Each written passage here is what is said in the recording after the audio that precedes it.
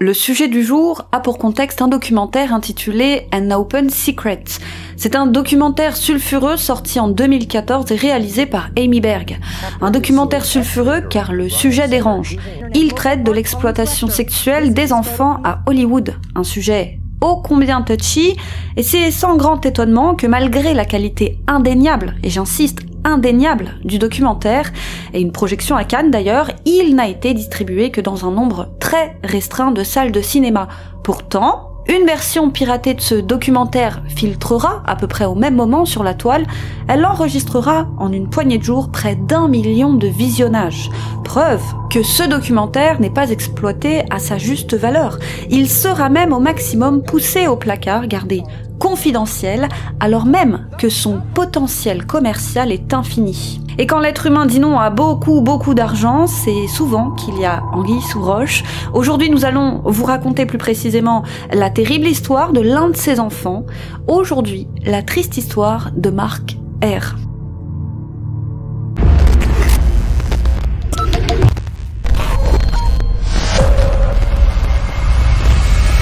Bonne année! Salut tout le monde, moi c'est Lila. Et moi Lilia. Et nous sommes les Ucrim Sisters. Et cette semaine, on remercie chaleureusement notre partenaire du jour, Surfshark. Surfshark est un VPN qui va vous permettre de sécuriser vos informations personnelles lorsque vous surfez sur Internet.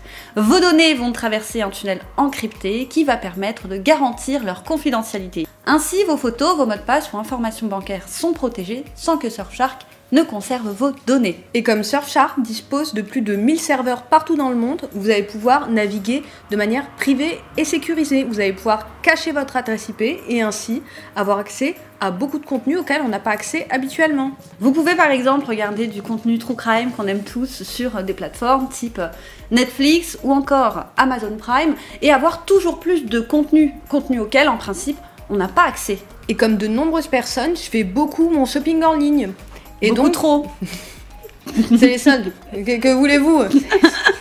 Et je sais qu'en utilisant Surfshark, je suis protégée des fraudes à la carte bancaire. Et en plus de cela, Surfshark me débarrasse des logiciels malveillants et des publicités. Comme ça, je peux faire mon shopping en toute tranquillité. Et en sécurité. Et c'est aussi bien pratique lorsque vous utilisez le Wi-Fi public. Lorsque vous êtes à l'extérieur, c'est pratique mais c'est pas sécurisé. Et grâce à Surfshark, je peux utiliser le Wi-Fi public sans avoir peur qu'on ne me pirate mes données bancaires ou toute autre donnée personnelle. Mais le plus grand avantage de Surfshark, c'est surtout dans l'utilisation des comparateurs de voyage. Ça permet d'éviter les augmentations tarifaires chaque fois qu'on se connecte et qu'on se déconnecte du site. Et comme ça, grâce à Surfshark, je peux vraiment planifier mes vacances ou mes week-ends en toute tranquillité. Mais le plus important, c'est que Surfshark a un excellent rapport qualité-prix puisqu'il coûte seulement 1,79€ par mois. Et pour ce prix, il a beaucoup plus d'avantages que tous les autres VPN du marché. Vous pouvez par exemple l'utiliser sur un nombre illimité d'appareils, je sais pas, votre console, votre téléphone, votre tablette, votre ordinateur, et tous en même temps. On vous laisse le lien en barre d'infos et si vous utilisez le code Ucrim, vous aurez 83% de remise ainsi que 3 mois en plus gratuits. Donc si vous comptiez vous prendre un VPN, n'hésitez pas à jeter un coup d'œil à celui-ci car pour le prix, il est vraiment imbattable et vous avez même une garantie de remboursement de 30 jours. Comme ça, vous pouvez le tester en toute tranquillité et soit vous êtes satisfait, soit vous êtes remboursé. Alors, n'hésitez pas. Quant à nous, on vous laisse avec la vidéo. Donc comme je vous le disais, quand l'être humain dit non à beaucoup d'argent, et là je parle des recettes qu'aurait pu faire ce documentaire s'il avait bénéficié d'une diffusion normale, eh bien c'est que souvent il y a effectivement anguille sous roche, et pourtant même les critiques ont été élogieuses concernant ce documentaire. Le Los Angeles Times a écrit que c'était un exposé percutant et un regard troublant sur la pédophilie à Hollywood. Quant au New York Times, il espère de son côté que le documentaire donnera naissance à d'autres reportages agressifs de ce genre. Et Gabe Hoffman, gestionnaire d'un fonds spéculatif ayant participé au financement du film, a déclaré, je cite, « Nous n'avons reçu aucune offre hollywoodienne pour distribuer le documentaire. Pas une seule offre. Littéralement aucune, pour quelque prix que ce soit. » Fin de citation. Les producteurs accusent le coup. Sont-ils si surpris que ça? Je ne crois pas. Néanmoins, ils ne se laissent pas abattre et décident de frapper fort à l'occasion du scandale Weinstein. alors que le documentaire dort depuis 3 ans dans les tiroirs. Pour marquer le coup, il décide de laisser le reportage en libre service et donc en accès gratuit sans la moindre publicité sur la plateforme Vimeo. C'était alors en 2017. L'idée de base, c'était de le laisser 9 jours en ligne pour laisser une chance à tous de découvrir ce documentaire et rebelote. La vidéo enregistrera 3 millions de vues en moins de 2 semaines, alors même que ce documentaire n'a jamais bénéficié d'aucune promotion. C'est là le bouche à oreille qui a marché. Les producteurs continuent donc de chercher des diffuseurs. Après tout, 3 millions de vues, c'est un argument de taille. Mais encore une fois, tout le monde regarde ailleurs. Personne ne semble intéressé. Et plutôt que de laisser ce reportage sans aucune distribution, plutôt que de le laisser dormir dans un coin, sans même qu'il puisse être proposé en vidéo à la demande, et oui, aucune plateforme ne l'a accepté. J'ai essayé personnellement de l'acheter. Pendant des années, en vidéo à la demande, je n'ai jamais trouvé. Après ces fameux 9 jours, les producteurs décident de tout simplement le laisser en ligne, comme une sorte de pierre ajoutée à l'édifice de la lutte contre les abus sur mineurs, une sorte de témoignage de toute une époque qu'on essaye d'étouffer. Le combat n'est donc plus financier, la poule aux œufs d'or ayant été tuée dans l'œuf, faute de distributeur. Le combat est en réalité idéologique. Le documentaire restera donc en ligne pour une durée indéterminée et toujours sans aucune publicité. Et d'ailleurs, il y a encore à ce jour. Et c'est avec les années qu'il va gagner en popularité jusqu'à devenir une référence. Et j'ai mis quelques temps à regarder ce documentaire, déjà parce que, dans un premier temps, je ne savais pas qu'il existait. Et c'est dire à quel point il a bénéficié de peu de lumière ici en France pour qu'un tel sujet me passe sous le nez. Et dans un second temps, j'ai attendu une version française. Je ne voulais pas le regarder en anglais. Les années ont passé sans aucune version sous-titrée. Et bien finalement, j'avais décidé de le regarder malgré tout, et je vous cache pas, Google Translate en main. Et ce que je vous propose aujourd'hui, c'est de découvrir l'une des histoires présentées dans le documentaire, celle d'un jeune garçon, Marc. Il avait un rêve, celui de devenir acteur, mais la réalité s'est révélée cruelle. Et les coulisses de ce milieu, sordides. Et il est important de poser le contexte. Le documentaire suit les histoires de 5 ex-enfants acteurs, tous de sexe masculin, qui ont été abusés sexuellement par de multiples prédateurs du milieu, alors même qu'ils tentaient de percer à Hollywood. Chacun d'eux témoigne à visage découvert de ce qu'il a subi, et l'un d'entre eux n'est autre que Willy d'Arnold et Willy. C'est justement Todd Bridges qui m'a inspiré d'Anna Plateau. Je vous parlais dans la dernière vidéo de sa descente aux enfers après l'arrêt d'Arnold et Willy. Abusé à l'âge de 11 ans par son publiciste, Todd Bridges est tombé dans la drogue et l'alcool pour ne plus rien ressentir, a-t-il dit. Un autre enfant, Evan Enzi, révèle les agressions répétées par son manager dès l'âge de 12 ans, le jeune homme n'ayant osé porter plainte qu'à sa majorité.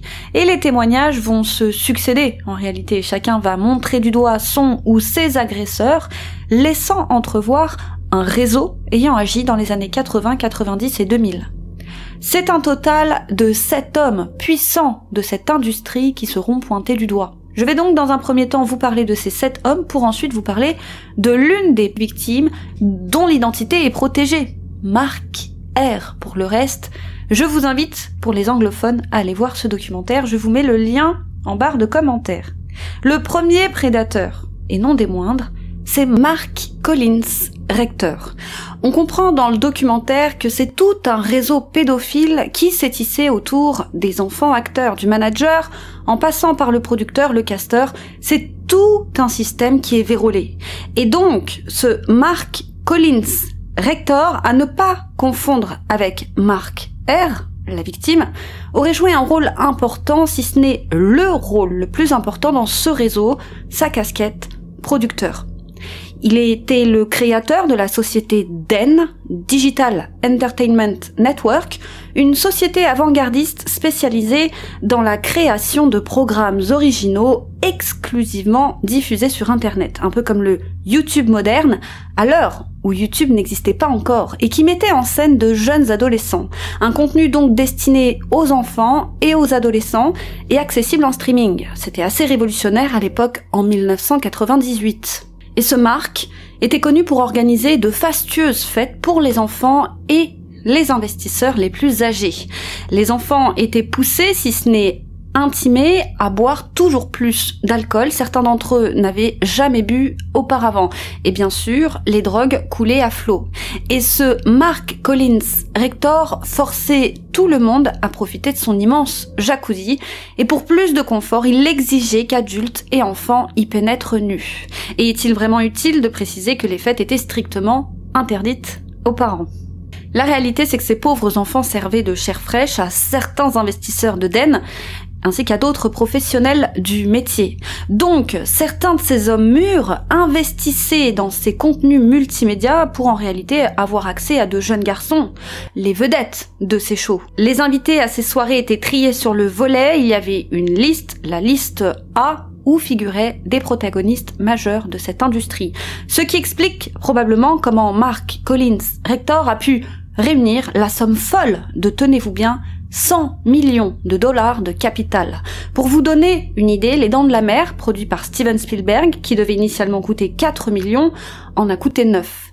Et c'était 6 millions et demi pour Terminator. Donc 100 millions de dollars pour une société à risque et inconnue au bataillon, c'est complètement démesuré, ça n'a même aucun sens. Pour vous donner une meilleure idée du contenu de Den, parlons rapidement de leur première production, appelée Le Monde de Chad, une série diffusée sur le net en 1998.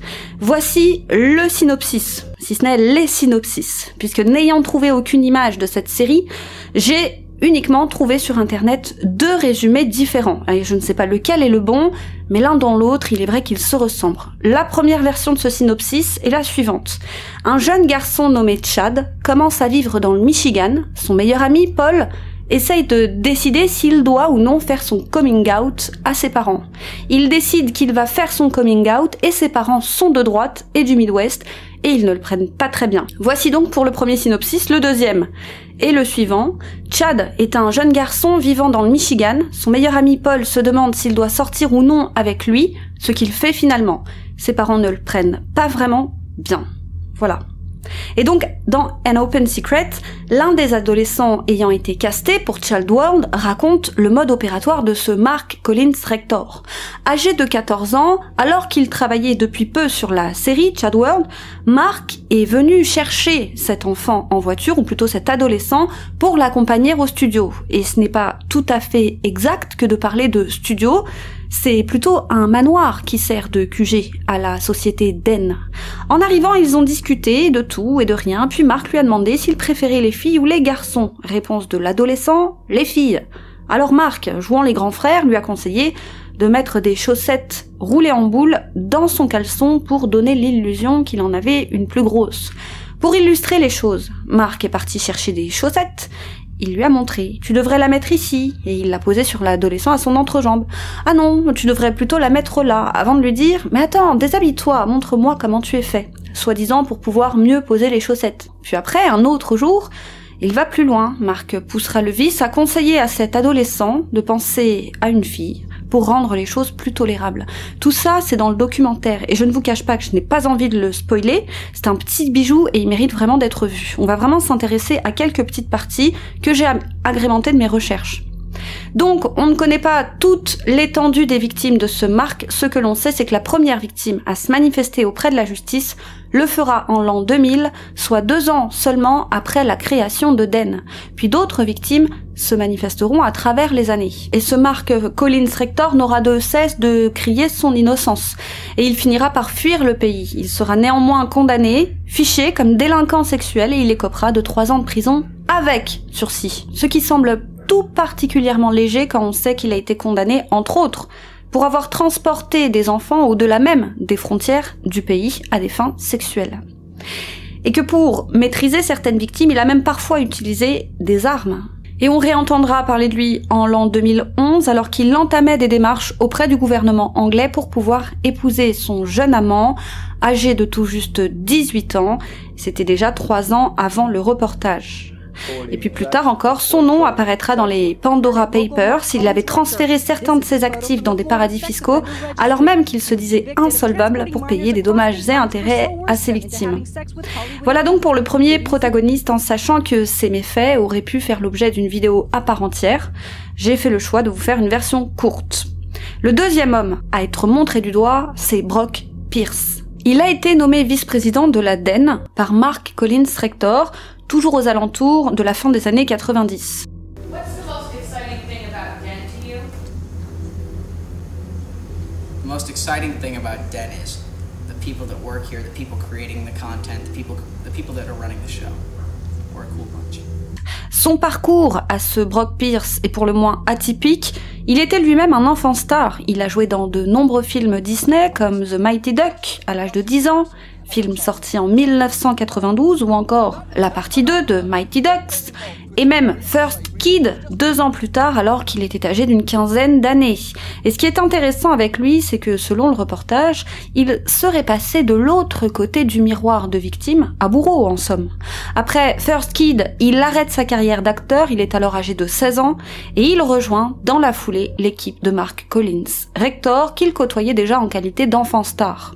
Et selon plusieurs victimes, le jeune Brock, qui avait à peu près le même âge que les victimes, si ce n'est un poil plus âgé, à 1, 2 ou 3 ans près, le jeune Brock fournissait de la drogue à ce type de soirée dont je vous parlais, et alors qu'il était lui-même adolescent, son rôle était de convaincre les autres adolescents, et son rôle c'était de rassurer ses congénères afin qu'ils viennent aux soirées. Il allait même jusqu'à les convaincre, d'après certaines victimes, d'avoir des relations sexuelles avec les invités les plus importants. Devenu philanthrope richissime en s'intéressant à ses prémices à la crypto-monnaie, Brock Pierce sera élu directeur de la fondation Bitcoin en mai 2014. Et forcément tollé général, s'ensuivront 12 démissions de personnes qui jugent amoral, vu les immondes casseroles qu'il se traîne, de placer cet homme-là à la tête d'une telle organisation. Mais malgré ça, on maintient Brock Pierce à ce poste. Mais avant ça, après l'échec de DEN, quand ça a commencé à sentir le roussi avec les premières plaintes, il a lui aussi fui le pays. Mais il n'a jamais été inquiété et a déclaré, je cite, « J'ai compris assez rapidement qu'il n'y avait rien à accomplir avec Mark et j'ai plutôt décidé de me lancer seul pour poursuivre mes propres activités entrepreneuriales. » Et voyant que rien ne se passait le concernant, et malgré des dénonciations, il est rapidement revenu vivre très tranquillement aux États-Unis. Il ne sera plus inquiété et aura même l'audace en 2020 de se présenter aux élections présidentielles. Place au troisième homme, montré du doigt dans le reportage. Et son nom ne vous est probablement pas inconnu, il s'agit de Bryan Singer. Usual Suspect, c'est lui, les X-Men, c'est lui, une ponte dans le milieu, un producteur des plus bankable. Dans le reportage, mais pas que, devant les tribunaux aussi, l'une des victimes, l'acteur Michael Egan III, a déclaré que lui et d'autres adolescents avaient été drogués et, je cite, forcés à avoir des relations sexuelles avec lui lors des fêtes au manoir d'Encino, ainsi qu'à Hawaï, alors même qu'il avait 15 ans. Une fois encore, Singer a nié les allégations, les qualifiant de scandaleuses, vicieuses et complètement fausses. Egan a même transmis à la justice une liste d'hommes du milieu également impliqués, parfois très célèbres et proches de Bryan Singer. Tous sont niés et personne n'a été condamné ni même inquiété. Et cette affaire vient se rajouter à d'autres affaires, comme celle par exemple de John Doe numéro 117. Affaire qui sera elle aussi portée devant les tribunaux. Ce jeune homme, dont l'identité est protégée, a indiqué qu'à l'âge de 16 ans, il a eu des relations sexuelles avec le producteur de Broadway, Gary Goddard, et que ce Goddard l'aurait ensuite attiré dans une suite d'hôtels de Londres, où il aurait été abusé sexuellement par Singer, qui l'y attendait. Bryan Singer commence alors à avoir une triste réputation, ce qui n'empêche pas sa carrière de prospérer. Pendant sa folle ascension, on signale qu'il a forcé de jeunes garçons, par exemple, à se doucher nus durant le tournage du film Apt Pupil. En français, un élève doué. Et hasard ou coïncidence, l'adolescent qui joue le rôle principal n'est autre que Brad Renfro, ex-enfant star qui mourra à l'âge de 26 ans d'une overdose d'héroïne. Et alors, est-ce que Brad Renfro a subi le même sort que les autres? Il y a de quoi se poser des questions lorsque l'on sait que c'est à l'âge de 11 ans qu'il a commencé à présenter de graves problèmes de comportement. Or, c'est à l'âge de 10 ans qu'il a commencé sa carrière d'acteur et à l'âge de 11 ans qu'il a tourné son premier film. Encore une fois, est-ce un hasard ou une coïncidence? En tout état de cause, il est important de rappeler que Brad Renfro n'a jamais, de son vivant, indiqué avoir subi des violences sexuelles. Le pauvre était déjà gravement intoxiqué à l'âge de 15 ans et sachez pour la petite histoire qu'il avait été élevé par sa grand-mère. C'est même elle qui l'accompagnait à ses auditions. lorsqu'il a commencé. Et bien qu'ils étaient grand-mère et petit-fils, ils avaient des rapports mère-fils. Et la pauvre dame mourra 17 jours après avoir appris le décès de son petit-fils, morte de chagrin d'après ses proches. Puis c'est un autre scandale. Regardez par exemple cet acteur adolescent. Il a campé le rôle de Pyro dans X-Men. Et alors que dans la suite, ce personnage devait prendre de l'importance, beaucoup ont été surpris de voir ce rôle interprété par un autre acteur. En effet, l'acteur initial, Alex Burton, a été remplacé par Aaron Stanford. Raison officielle du studio, je vais vous la lire, je cite. Alex Burton était excellent dans le rôle de Pyro jeune, mais pour la suite, Bryan Singer avait besoin que le personnage de Pyro paraisse plus âgé que le Pyro de la première version. Il devait traverser une transition plus sombre avant de devenir méchant. En d'autres termes, Alex Burton ne ferait pas assez adulte, pas assez méchant pour la partie 2. Mais la réalité est tout autre. La vérité, c'est que le comédien Alex Burton a porté plainte contre Bryan Singer pour agression sexuelle. Il y avait deux solutions. Soit on gardait Alex Burton, ou soit on gardait Singer. Et le choix, bien évidemment, a été vite fait. D'ailleurs, il s'avère qu'Alex avait déjà participé quelques années plus tôt à quelques productions de Den, et que Singer avait spécialement écrit et ajouté au scénario le personnage de Pyro qui initialement ne devait pas apparaître, dans le but justement de faire tourner son acteur fétiche, Alex. Sans compter que plusieurs témoins avaient vu à la fois Singer et à la fois Alex dans le fameux jacuzzi du manoir de Den. Bref, les scandales continueront à s'enchaîner et il faudra attendre que son grand ami, Kevin Spacey, ne soit visé par le scandale MeToo pour que l'empire Singer ne commence enfin et réellement à vaciller. Kevin Spacey, lui-même visé par nombre d'accusations émanant de jeunes hommes, l'entraînera dans sa chute. Le scandale Singer, comme on l'appelle désormais, finira entêté en 2017. C'est tout de même 20 ans après les premières accusations. Donc si Singer est ce que l'on dit, ça veut dire qu'il a pu agir en toute impunité pendant 20 ans. Et hasard ou coïncidence, c'était l'un des plus gros investisseurs de Den. Il était régulièrement au fait du manoir d'Encino. Et il n'a jamais, malgré une multitude de procès, été condamné, et tous ces scandales n'ont eu que peu d'effet sur sa carrière, si ce n'est aucun, du moins avant 2017, date à laquelle la Fox le licenciera. Il sera ainsi éjecté de Bohemian Rhapsody. Alors en cours de production, il est remplacé sur le champ face à l'ampleur de ce qui est désormais appelé le scandale Singer. Et on ne lui connaît plus d'activité notable depuis ce film. Bryan Singer, pour vous faire encore plus une meilleure idée, c'est aussi Dr House, Superman Returns, Valkyrie. C'est un très grand de l'industrie, donc faisons le calcul ensemble. Le reportage An Open Secret est sorti en 2014. En 2014, il est donc accusé ouvertement cette fois de faits graves. Or, il tournera dès l'année suivante, en 2015, X-Men Apocalypse, et 2 ans plus tard, en 2018, Bohemian Rhapsody dont je vous parlais, le remake tant attendu sur la vie de Freddie Mercury du groupe Queen. Ensuite seulement, il perdra la confiance des investisseurs et du milieu. Ça veut dire que ce monsieur a continué à travailler comme si de rien n'était toutes ces années au contact d'enfants.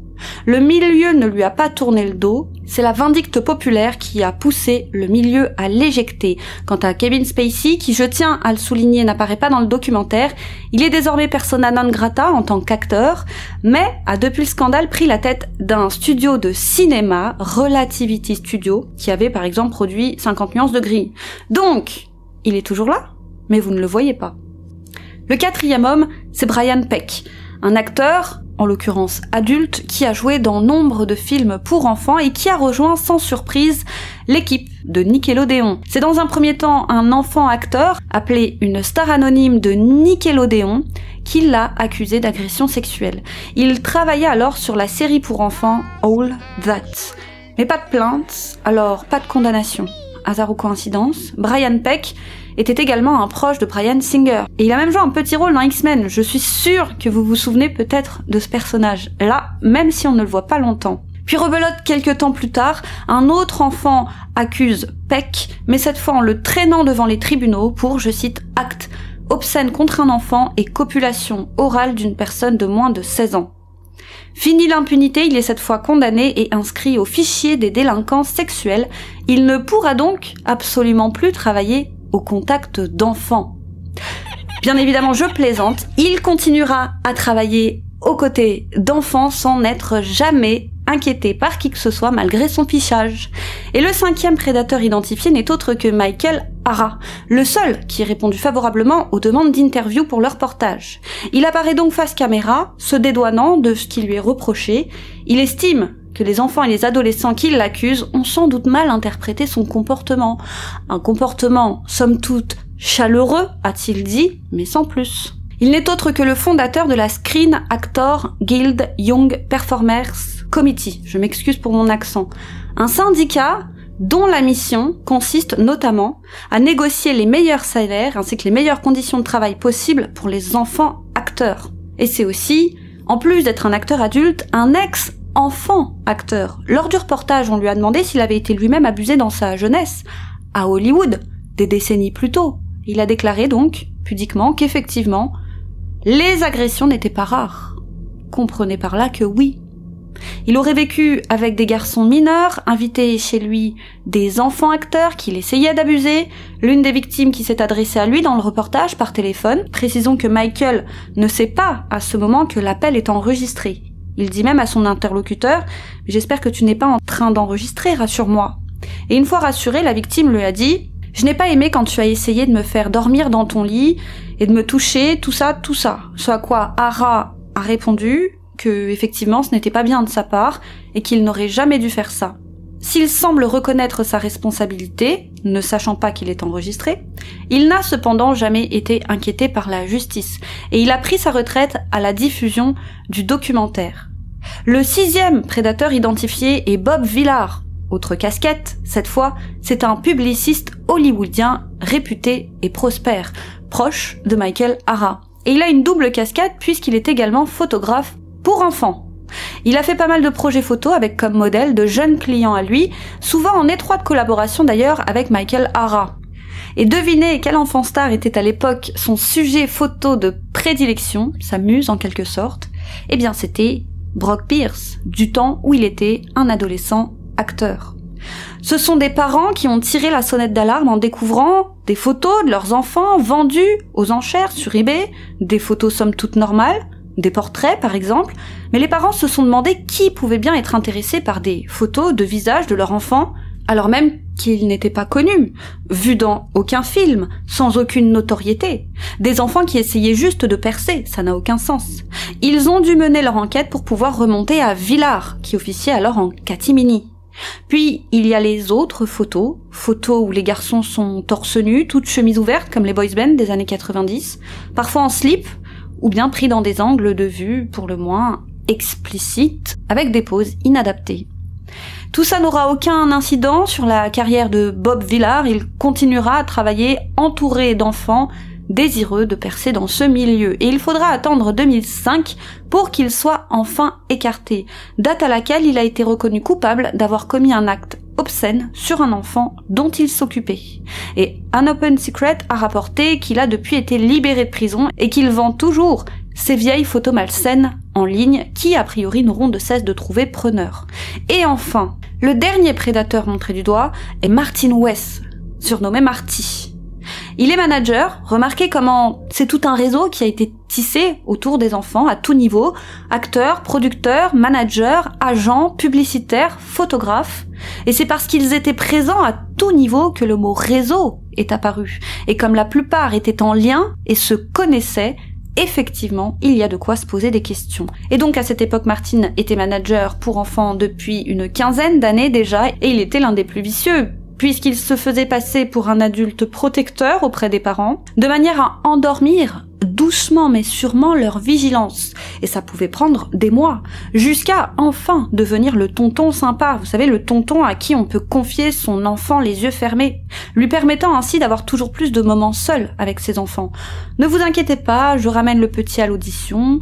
Oh ben l'audition est un peu loin, alors il dormira à la maison, ou on prendra une chambre d'hôtel, etc. Et il abusait ses jeunes clients en les persuadant que tout ça était tout à fait normal, et que tout garçon, peu importe son âge, fait ça avec des adultes, entre copains, comme une sorte de passage initiatique. Well, I was 12 years old and my publicist, he basically talked me into doing things that I didn't really want to do. Hadn't had sex before, and he kind of convinced me that this was the right thing to do. and kind of told me, like, don't tell your parents, you know, and he bought me a bicycle. He always kept doing things for me that I didn't quite really understand. So he kind of seduced I started at 11. Yeah, he seduced me, and he started at 11 years old to 12. And then finally one day, at 12 years old, some encounter with Dana Plato happened, and I realized that that was the right thing and what he did was the wrong thing. And when he came to my house the next day, I attacked him. My mother knew right away what had happened, and my mother went after him. My dad stopped him, and my dad took his side and then didn't believe me. Wait. And, Your dad, wait. Your dad took his side. He didn't believe his own son. Yeah, because, no, my dad, the guy did it. Predators are very smart. He set my father up to know that I was going to say something eventually. And he got in my father's ear and made my father, you know, told him that I was going to say something. And that it was all a lie.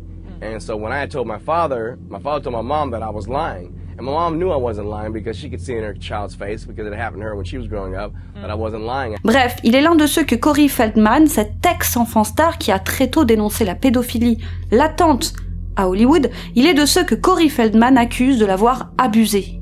Il en est de même pour son ami et co-star de l'époque, Corey Haim, qui mourra à l'âge de 38 ans d'une pneumonie couplée à une hypertrophie du cœur, sa mort ponctuait une longue descente aux enfers faite de terribles addictions.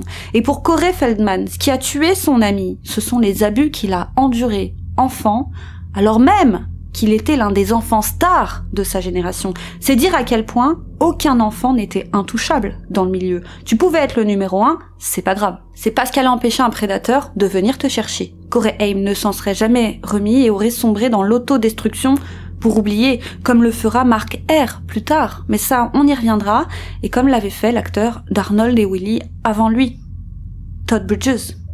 C'est seulement en 2011, alors qu'il prospère en qualité de manager, encore une fois depuis plus de 15 ans, que le scandale éclate enfin. Un de ses petits clients arrive à le faire condamner pour abus à 1 an de prison ferme et 5 ans de probation. Martin ne fera que 6 mois de prison et il sera inscrit au registre des prédateurs sexuels. Et aux dernières nouvelles, selon le reportage, il se battrait pour assouplir les lois sur les délinquants sexuels. Et donc, parmi toutes ces victimes, désormais des hommes adultes, seule l'identité de l'une des victimes est protégée, c'est celle de Mark. Il est appelé Mark R. Et son histoire m'avait tellement intriguée qu'au moment où j'avais regardé le documentaire, j'ai voulu en savoir plus. Si pendant quelques années, je n'avais strictement rien trouvé, aucune trace de lui, son identité est désormais de notoriété publique, sa famille donne même occasionnellement de ses nouvelles. Mais avant de parler de Mark, je vais vous parler d'un ultime protagoniste de An Open Secret qui m'a également beaucoup intriguée. C'est l'acteur principal de Chad World, l'adolescent qui joue le rôle de Chad. Il a donc été casté par Mark Collins Rector lui-même. Il est donc tout à fait logique de se poser certaines questions. Chad prenait lui aussi des bains nus au cours des fêtes. Un autre témoin l'a vu dans un jacuzzi avec un homme plus âgé, et comme ce témoin était à l'extérieur du jacuzzi et que l'eau était opaque à cause des remous, il ne pouvait pas voir très bien ce qu'il se passait dans l'eau. Mais il a dit qu'au vu de leur position, ils étaient selon lui en train d'avoir des rapports. Je ne sais pas ce que vous en pensez, mais a priori, il n'y aurait aucune raison de croire que cet adolescent, celui qui joue Chad, ait été différemment traité des autres. Peut-être même a-t-il été casté parce qu'il était un peu plus docile, à l'image peut-être d'un Brock Pierce, qui sait. Alors j'ai cherché ce qu'il était devenu. Sa vraie identité, c'est Brian Christopher Stark, vous pouvez le voir sur internet. Il est né en octobre 1984, il avait donc 14 ans au début de la série de Chad Worlds. Puis, on peut voir qu'il a plus tard joué dans un film Disney, appelé Les Filles de l'Océan, un film pour enfants et adolescents. C'était en 2000, soit 2 ans après le début des tournages de Chad World. Il a fait quelques apparitions ici et là, toujours à cette même époque, puis plus rien. Pas même une photo de lui adulte. Rien, il se serait donc a priori soigneusement écarté du milieu tout en protégeant farouchement son identité. Et effectivement, il y a des gens qui n'existent pas sur Internet. Mon frère, par exemple, n'a jamais eu de Facebook, il n'a jamais eu d'Insta, rien de tout ça. Ça ne l'a jamais intéressé, donc il n'existe pas sur la toile. Alors est-ce la même démarche qu'a entrepris Brian, ou a-t-il connu un destin similaire à celui qui nous intéresse aujourd'hui, Mark? Un destin fait de descente aux enfers et d'addiction. Et ce que je voulais savoir, c'était simplement s'il allait bien. Je me suis dit, peut-être qu'on ne le voit pas parce qu'il n'est peut-être plus de ce monde, je ne sais pas. Moi je pense qu'il s'est complètement retiré, comme l'avait fait Mark R. Et on va pouvoir, enfin, justement, parler de Mark R.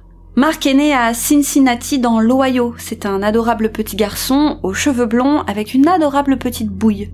Petit déjà, alors qu'il n'est encore qu'en primaire, il se passionne pour le sport. Il aime tout particulièrement le basket, le soccer et le football américain.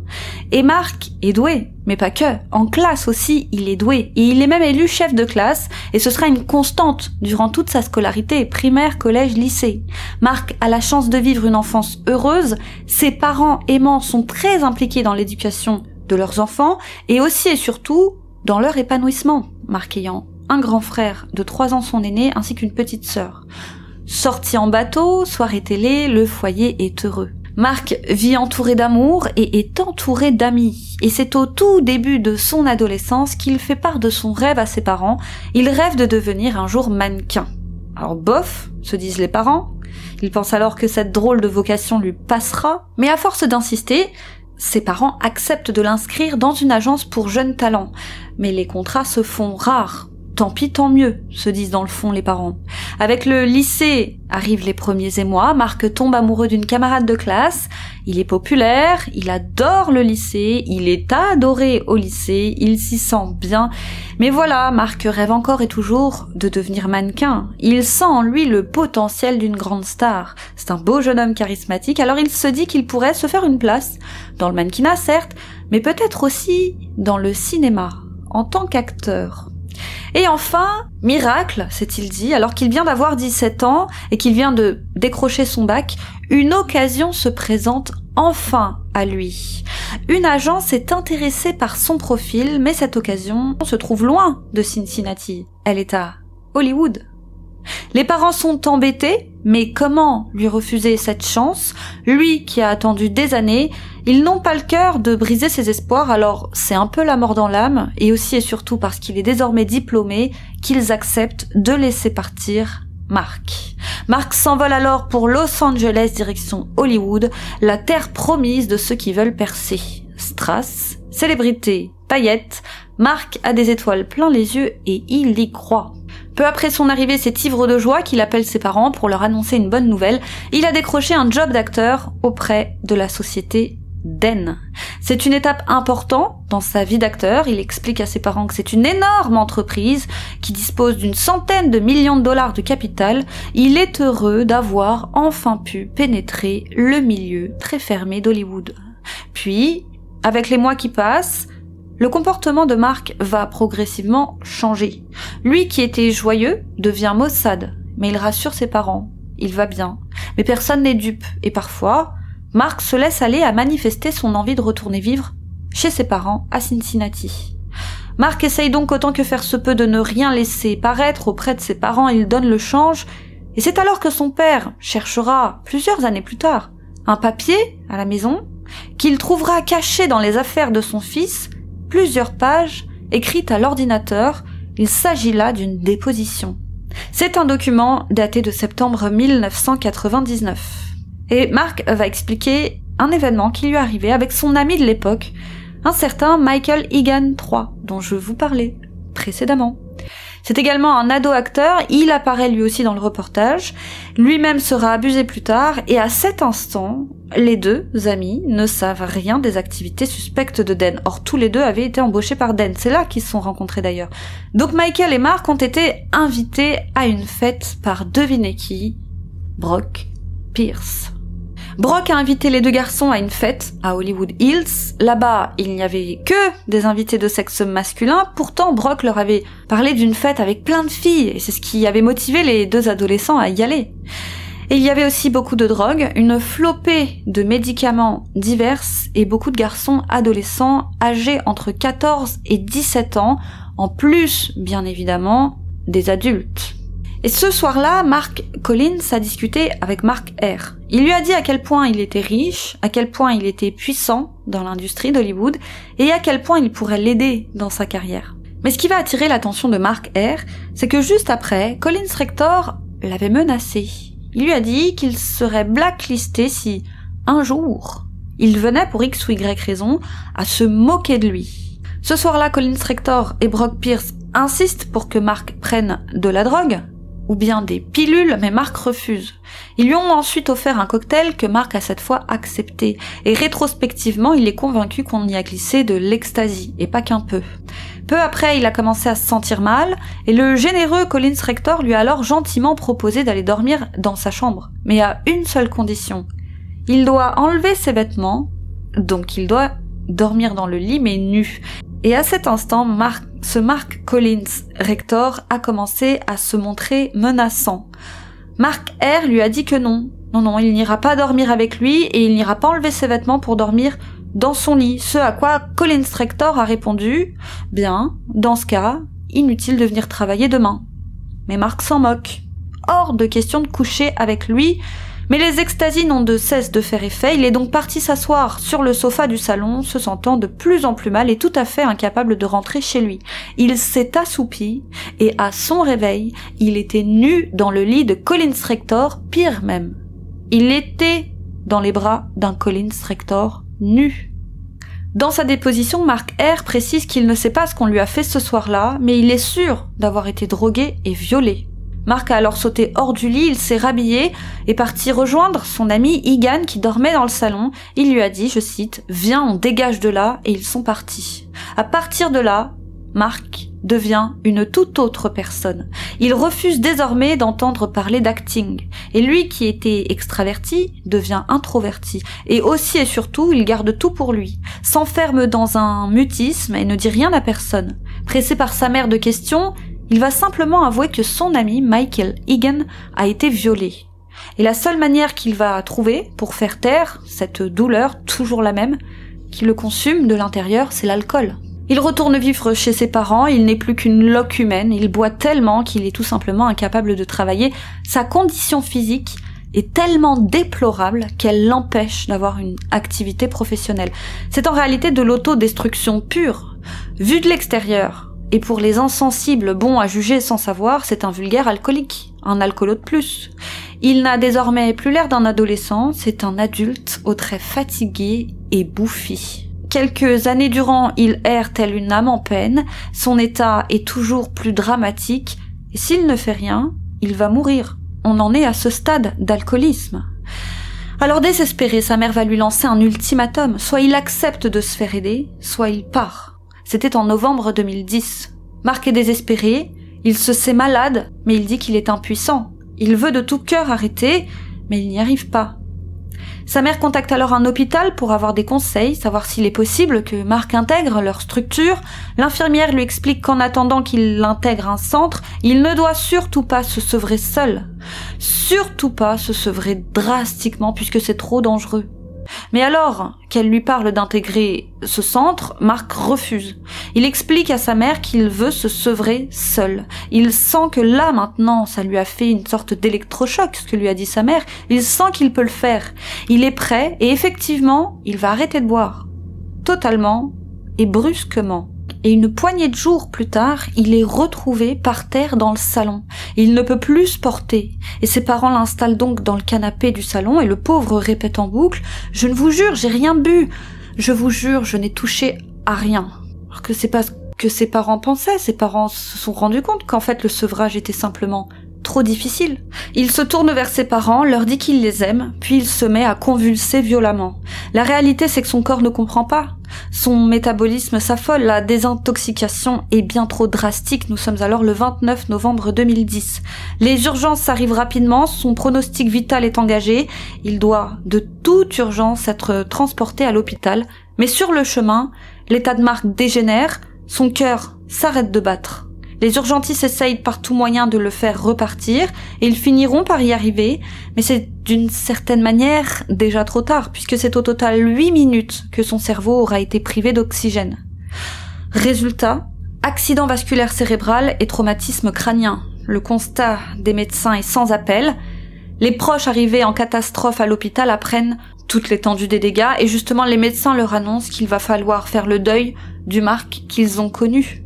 Pire même, il est dans le coma. Et s'il ne se réveille pas dans les 24 à 48 heures, il sera condamné, ont dit les médecins. Alors c'est toute la famille qui a attendu à faire les 400 pas.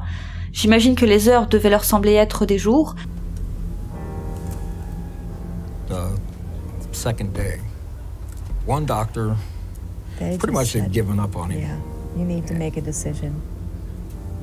And he kept pushing the 72-hour thing.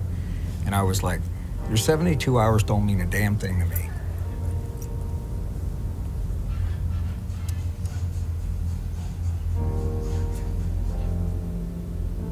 And at 68 3/4 hours, Mark's eyes finally responded to the light. So. Yeah, and then he opened his eyes. And he opened. Yeah. But then there was no way in hell that anybody was taking him off the machines. Hey, buddy. How's it going? How you doing? Yeah, give me some of that. What's your other arm, huh? Fred is my hero because he never gives up. What do you want? And he's instilled that in Mark. And Mark will never give up. He's the most courageous person I've ever known in my life. It's good to see you. It's good to see you. It's good to see you too. Are you hungry? I love you. I love you too. Et finalement, Mark s'est réveillé. Un soulagement sans nom pour ses proches, mais Mark est dans l'incapacité de parler, de marcher, ni même de manger. Pareil pour sa toilette, et plus généralement pour tous les petits actes du quotidien. Il n'a même plus le même visage, souffrant de paralysie faciale. Il a cependant conscience de tout ce qui se passe autour de lui. Il est comme emprisonné dans ce corps, et il est impératif, d'après les médecins, vu son état, qu'il bénéficie d'une thérapie intensive pour lui-même y croire, pour éviter qu'il se laisse mourir. Mark sera en soins intensifs pendant toute une année avant d'intégrer une maison de soins à Fairfield, toujours dans l'Ohio. Mais voilà, tous ces soins coûtent une fortune, plusieurs centaines de milliers de dollars. Les soins aux États-Unis sont chers, la famille se serre les coudes, chacun met la main à la poche, mais c'est David contre Goliath. Ils sont mis KO par des factures d'hôpital toujours plus importantes. Ils ont au maximum tenu Mark écarté de tout. La priorité était son rétablissement. Mais pour prévenir les autres parents du danger, ils ont immédiatement accepté de participer au reportage An Open Secret. Mark, tout le long de sa convalescence, sachez-le, n'a jamais baissé les bras. Au contraire, il a dès le premier jour été déterminé à reparler et remarcher un jour. Il a par exemple subi une intervention chirurgicale des chevilles pour les consolider afin qu'elles puissent supporter son poids. Une très lourde et très douloureuse intervention, mais qui n'a en rien entamé la détermination de Mark. Mark ne marche toujours pas et suit une rééducation qui va se jouer sur plusieurs années. Tout ça sans compter sa reconstruction psychologique. Il n'arrive toujours pas non plus à s'exprimer à l'heure où je vous parle. Pour l'aider, on lui a fourni une tablette. Il a récupéré une certaine mobilité et ça, c'est déjà la plus belle des victoires. On peut le voir apparaître heureux sur certaines photos. Un miracle pour les médecins et les parents. Beaucoup n'auraient pas supporté un tel changement et se seraient laissés dépérir. Et aux dernières nouvelles, Mark continue de se battre avec sa famille. Voilà, c'était donc l'histoire de l'une des victimes présentées dans ce documentaire. Cet homme a été détruit. Et pendant ce temps, ses bourreaux, à l'heure où je vous parle, sont libres, quelque part dans la nature. Eux peuvent marcher, ils peuvent courir, ils peuvent parler, ils peuvent sortir dehors, quand bon leur semble. Tout ce que Mark ne peut plus faire. C'est cruel et tellement injuste ce qui lui est arrivé. Pourquoi a-t-on voulu mettre ce documentaire aux oubliettes? Il est pourtant un devoir de mémoire, une leçon de vie et aussi et surtout un avertissement à tous les parents. Les strass et les paillettes peuvent être sanglantes et aussi et surtout, il apparaît que tout le monde dans le milieu savait ce qui se trafiquait autour de Den, d'où le nom du documentaire, An Open Secret, qui veut dire en français un secret de polichinelle. C'est donc toute une industrie qui a fermé les yeux pendant des décennies. Le secret de polichinelle ultime ayant été Weinstein. Dans ce cas aussi, tout le monde dans la profession savait. Tout le monde.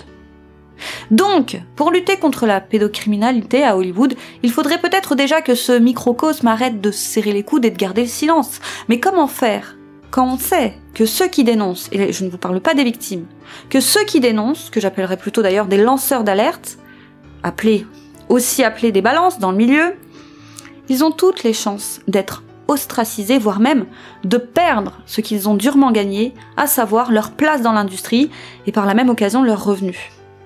Et je vais terminer par un échange assez hallucinant entre Corey Feldman, encore une fois ex-enfant star abusé, et l'immonde Barbara Walters, qui l'interviewait alors pour le média The View. C'était en 2013, soit 1 an avant la sortie d'An Open Secret.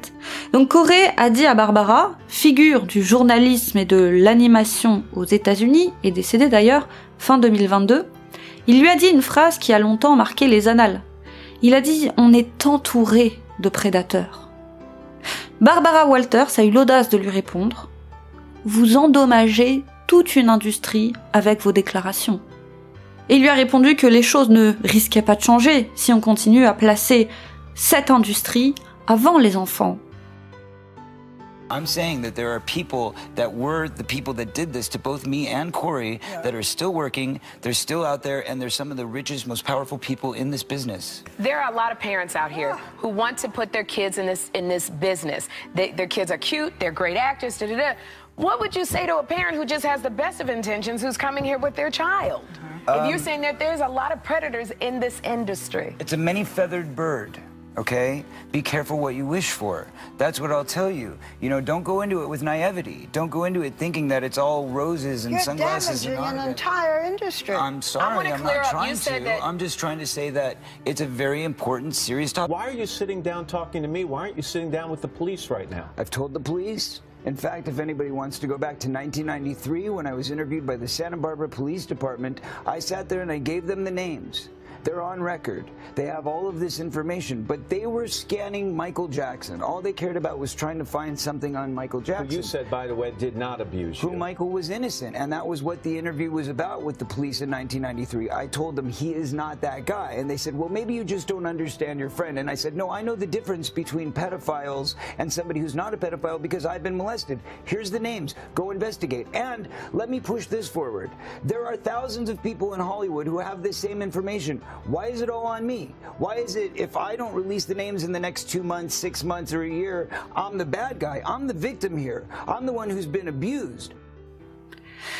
Beaucoup ont annoncé, alors que le reportage était, à l'époque, projeté à Cannes tout de même, que ce documentaire allait faire l'effet d'une bombe, qu'il allait ébranler le tout Hollywood jusqu'à entraîner, qui sait, certaines réformes. Eh bien, le résultat a été tout le contraire. Il ressemblait plus à un paix foireux que tout le monde a fait semblant de ne pas entendre, ni même de sentir. En tout cas, rien d'explosif, même si d'aucuns considèrent que ce documentaire a malgré tout ouvert la voie à d'autres documentaires de ce type et sortis les années suivantes. Et enfin, je vais conclure cette vidéo avec une citation, celle de Berg Hoffman, l'un des producteurs du documentaire. Il a dit, je cite, « Ce que nous avons montré dans ce reportage n'est que la pointe émergée de l'iceberg. » Et une dernière question demeure. Existe-t-il aujourd'hui à Hollywood un réseau de ce type qui serait actuellement bel et bien actif à l'heure où je vous parle? Mystère. Une chose est sûre. Du baby burlesque des années 30 au pédophile ring de Mark Collins Rector dans les années 2000, en passant par les agissements bizarres de Dan Schneider aux alentours des années 2010, moi je ne serais pas étonnée d'apprendre que oui, chaque décennie apporte son lot de prédateurs finalement. Après tout, jamais les enfants acteurs n'ont semblé être à l'abri d'adultes mal intentionnés dans ce milieu. On ne les protège pas. Pourquoi en serait-il autrement aujourd'hui? Voici d'ailleurs un Vine très énigmatique posté par celle qui était l'une des enfants stars de la série iCarly, dirigée par Schneider, une série diffusée de 2007 à 2012. C'est pas très ancien, sur la chaîne pour enfants hasard ou coïncidence Nickelodeon. Voici cette incroyable vidéo. Hey Dan Schneider, I know you're watching my Vine. Do you like my Vine? Vine. Look what you've done to me. Voilà, comprendra qui pourra. C'était notre fameux long sujet, et j'ai dû couper parce que je n'aurais pas pu faire un montage. Un sujet à partir de 50 minutes, en termes de montage, ça me prend plusieurs jours et j'ai vraiment déjà pris énormément de jours, donc je ne pouvais pas aller au-delà. En tout cas, n'hésitez pas à réagir à ce sujet, en barre de commentaires, à liker la vidéo, et on remercie encore une fois Surfshark. N'hésitez pas à profiter de la promotion qui apparaît à l'écran pour surfer en toute sécurité. Et on tient d'ailleurs à les remercier, tout particulièrement, puisqu'en sponsorisant cette vidéo, ils nous ont permis de pouvoir traiter ce sujet sur plusieurs semaines. On a vraiment étalé nos recherches qui ont duré plusieurs jours, mais étalées sur plusieurs semaines. Sujet que les annonceurs fuient comme la peste et qui pourtant, du moins je l'estime, ce genre de sujet, c'est vraiment d'utilité publique. Voilà, c'est tout pour aujourd'hui. Merci de nous avoir suivis. Quant à moi, je vous dis à très vite sur YouCrim pour une autre triste histoire, les amis.